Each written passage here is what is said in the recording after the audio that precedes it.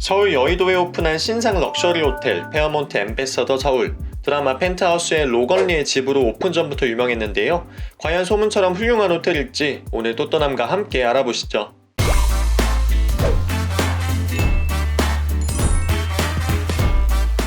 안녕하세요. 또떠난 남자 또떠남입니다. 언제부턴가 여의도 지나갈 때마다 시선을 강탈하는 건축물이 있었는데요. 바로 더 현대서울과 페어몬트 엠베서더 서울이 들어선 여의도 파크원 타워입니다. 붉은색 건물 골조가 노출된 디자인이 솔직히 처음에는 너무 촌스럽다고 느껴졌는데요. 알고 보니 프랑스 파리의 퐁피두 센터를 디자인한 리처드 로저스경 작품이더군요. 한국 전통 건축물의 특징을 건물 설계에 담아냈다고 합니다. 페어몬트 호텔은 전세계 5대 호텔 체인 브랜드로 유명한 프랑스 아코르 호텔 그룹의 대표적인 럭셔리 라인입니다. 드라마 도깨비에도 나왔던 캐나다 퀘벡의 고성 호텔이 바로 페어몬트 호텔인데요. 우리나라에서는 국내 토종 호텔 그룹인 엠베서더 그룹과 제휴하여 페어몬트 엠베서더 서울로 2월 24일 개관을 하게 되었습니다. 저는 개관 이틀 후인 26일에 방문을 하였는데요. 입장부터 철저한 발열 체크와 소독, QR 체크를 마치고 나서야 로비로 들어설 수 있었습니다. 가장 먼저 건물의 상징과도 같은 붉은색 기둥과 높은 층고가 눈에 들어왔습니다. 과거에 크고 웅장했던 5성급 호텔들의 로비와 달리 최근 생긴 호텔들의 로비는 작고 심플해지는 경향이 있는데요.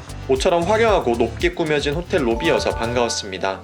로비 입구에는 더 아트리움 라운지가 위치하고 있는데 다양한 색감을 섞었으면서도 모던한 검정색으로 통일감을 주어 럭셔리하면서도 현대적인 감성이었습니다. 호텔 첫인상을 잘 나타내고 있다는 생각이 들었고요. 다만 호텔 로비와 라운지가 구분이 안 갈 만큼 노출이 되어 있어서 비즈니스 미팅 등 안락한 사교 공간의 역할을 하기에는 아쉬운 점도 있어 보입니다. 라운지를 지나면 드디어 호텔 체크인 카운터가 보입니다. 딱 직원 2명이 동시에 체크인을 도와줄 수 있는 작은 크기였는데요. 체크인 시간인 3시 무렵에는 역시나 줄이 길어지더군요. 로비 중앙에 인터넷 사용이 가능한 데스크도 있습니다.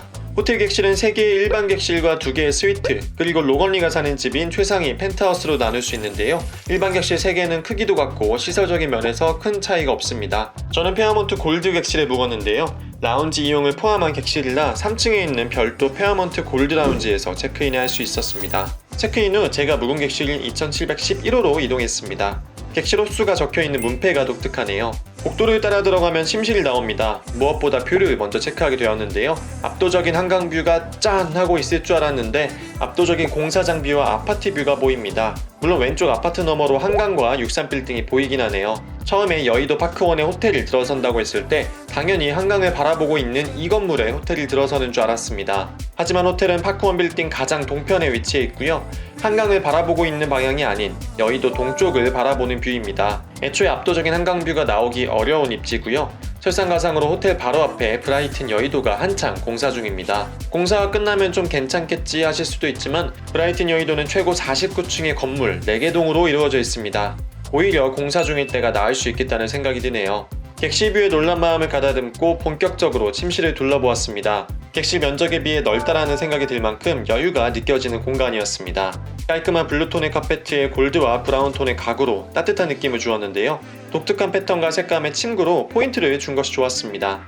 침대 뒤쪽 벽면을 헤링본 무늬의 목재로 꾸미고 조명을 설치한 점과 침대 양쪽의 갬성 조명까지 세심한 부분 하나하나 신경을 썼다는 것이 느껴졌습니다. 다만 침대 양쪽 하단에 수면등이 있었는데 너무 예민하게 작동해서 밤에 잘 때 신경이 쓰이긴 했네요. 침대는 시몬스 제품이었고요. 베딩은 폭신폭신하니 딱 좋았습니다. 침대 옆으로는 독특한 금속 장식물과 함께 사무 공간이 있고요. 창문 옆으로는 한강뷰를 바라볼 수 있도록 의자가 준비되어 있습니다. 침대와 마주한 벽면엔 LG전자의 스마트 TV가 있습니다. 뒤쪽으로 금색 프레임 장식이 있어 한껏 고급스러워 보였네요. 크롬캐스트 기능을 탑재해 핸드폰과 연결하여 사용이 가능합니다. 옆쪽에 미니바 공간이 마련되어 있습니다. 강원도 고성군 오호리에서 떠왔다는 해양 심층수가 제공이 되고요. 닭이와 함께 스리랑카의 홍차 브랜드인 딜마 티백이 제공됩니다. 네스프레소 커피 머신과 캡슐도 준비되어 있네요. 객실 내 모든 식기는 페어몬트 자체 식기였는데요. 와인잔만 독일제 쇼트지위젤이 구비되어 있더군요. 욕실은 복도 옆에 자리하고 있는데요. 밝은 색감의 대리석과 어두운 세면대 욕조가 대비되며 고급스러움이 느껴졌습니다. 욕실 한켠엔 욕조와 어메니티가 준비되어 있습니다. 르라보의 로즈 30일 제품이고요. 입욕제로 소금도 준비되어 있습니다. 이외에 색감과 질감을 통일한 어메니티 키트가 제공되고 비달사스온 헤어드라이어도 있었습니다. 뒤쪽으로 샤워부스와 화장실이 있는데 반투명도 아니고 완전 투명이어서 화장실과 세면대를 동시에 사용하기 다소 민망할 수 있겠네요. 사실 욕조에서 가장 특이한 점은 따로 있었는데요. 바로 중문 형태의 미닫이 문이 3개나 있다는 것입니다. 욕실 주출 입구는 객실 입구로부터 이어지지만 반대편 침실과도 연결되어 있는데요. 근데 이게 재밌는 게 중문 형태의 미닫이 문이어서 화장실 문을 열면 복도가 닫히고 복도가 열리면 화장실 문이 닫히는 형태입니다. 욕실 내 샤워부스와 화장실도 비슷한 중문 형태여서 샤워부스와 화장실을 동시에 닫을 수 없습니다. 이게 끝이 아니고요. 세면대 뒤쪽도 미닫이 문이 있어 열 수 있습니다. 개인적으로 샤워부스와 화장실 중문은 공간 활용을 위해 어쩔 수 없다고 해도 복도와 화장실을 막은 중문은 어떤 의도였을지 궁금하네요. 게다가 미닫이 문의 손잡이가 굉장히 작아서 문을 열기가 쉽지 않습니다. 입구 옷걸이에 의미 없는 미닫이 유리문까지 있는 걸 보면 그냥 인테리어 컨셉이 아닐까 싶네요. 옷걸이에 걸려있는 가운은 굉장히 부드러워서 마음에 들었고요. 아래쪽엔 금고와 구두솔 그리고 슬리퍼가 준비되어 있습니다. 객실을 둘러봤으니 이제 밥을 먹어야겠죠? 골드라운지와 조식이 어떻게 나오는지 살펴보겠습니다. 먼저 3층에 위치한 페어몬트 골드라운지로 가보실 텐데요. 라운지 인테리어는 1층 로비 라운지의 연장선에 있습니다. 무겁고 어두운 색감의 강렬한 원색을 포인트로 잘 녹여낸 세련된 인테리어였네요. 라운지는 크기가 넓지는 않았고요. 그래서인지 해피아워 같은 경우는 1부와 2부로 나누어 운영되었습니다. 2시부터 4시까지 제공되는 애프터눈 티입니다. 체크인이 3시이고 체크아웃이 12시인데 애프터눈 티 시간이 너무 애매하다는 생각이 들었고요. 한국 전통차가 있다는 점이 독특합니다. 차자는 인도네시아 나루미 제품입니다. 인당 한 접시씩 무스케이크로 구성된 디저트가 나왔습니다. 이외에 냉장고에 있는 음료와 과일, 쿠키를 가져다 드실 수 있는데요. 솔직히 서울 최고급 호텔을 표방한다는 페어몬트의 라운지 음식이 이렇게 간소할 수가 있을까 하는 생각이 들었습니다. 음료 구성도 민망한 수준이었고 냉장고 밑에 샴페인이 보이길래 혹시나 해서 여쭤보니 역시나 DP용이었네요. 애프터눈 티 덕분에 큰 기대를 하지 않고 저녁 해피아워에 갔습니다. 그래도 오후보다는 훨씬 나은 느낌이었고요. 하몬과 각종 치즈의 디저트와 핫푸드까지 제공되었는데 종류가 많지는 않았습니다. 그나마 샴페인이 제공된다는 점은 좋았고요. 하지만 그 외 주류는 또 너무 빈약했습니다. 이것저것 종류별로 양주 드실 생각이었다면 또 한 번 크게 실망하실 수 있겠네요.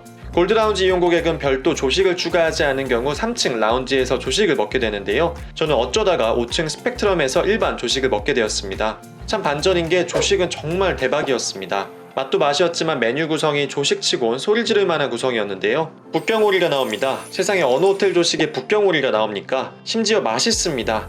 바삭바삭한 오리 껍질 아침부터 잘근잘근 씹었고요. 대게와 전복도 나옵니다.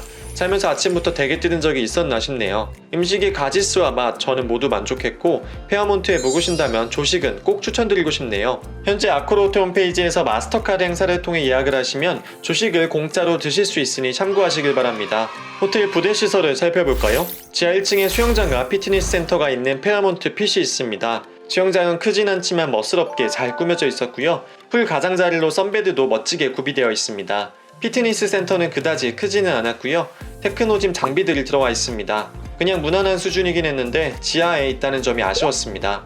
이 밖에 영상으로 보여드리진 못하지만 페어몬트 골드 고객은 사우나를 무료로 이용할 수 있습니다. 사우나 탕이나 목욕탕 시설 자체가 그리 큰 편은 아니긴 하네요. 그렇다면 페어몬트 엠베서더 서울에 대한 또 떠남 총평은 어떨까요? 좋긴 좋은데요. 좀 나중에 가시길 추천드립니다. 무엇보다 오픈 초기라 직원분들이 대혼돈의 카오스를 겪고 계신 것 같습니다. 그러다 보니 여기저기서 투숙객들의 불만 섞인 목소리가 들렸고요. 오픈 초기여서 어느 정도 이해는 할 수 있지만 5성급을 표방한다는 호텔에서 서비스의 미숙함을 투숙객이 이해하는 게 맞는 것인가 하는 생각이 듭니다.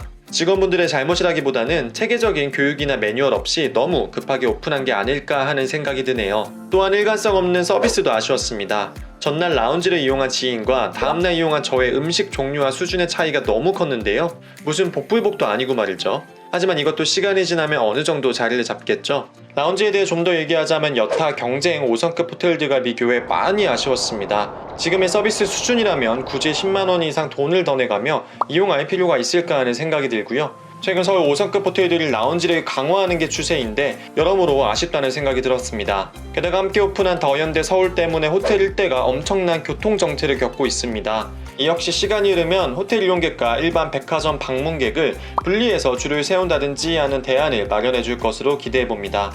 그런 의미에서 지금 당장보다는 어느 정도 정리가 되는 6개월 이상 후에 방문하시길 추천드립니다. 기대가 컸기 때문에 다소 실망한 부분도 있긴 했지만 로비나 객실 인테리어는 트렌디하고 멋지다고 느꼈고요. 요즘 가장 핫하다는 더현대 서울과 연결되어 있고 IFC몰도 가까워서 몰캉스하기에 좋다는 장점도 있습니다. 가족이나 부모님과 함께 오시는 것보다는 부부나 연인, 친구들끼리 방문하시길 추천드립니다.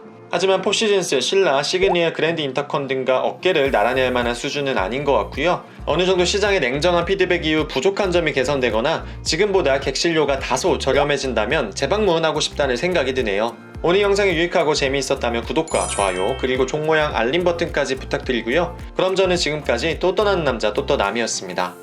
감사합니다.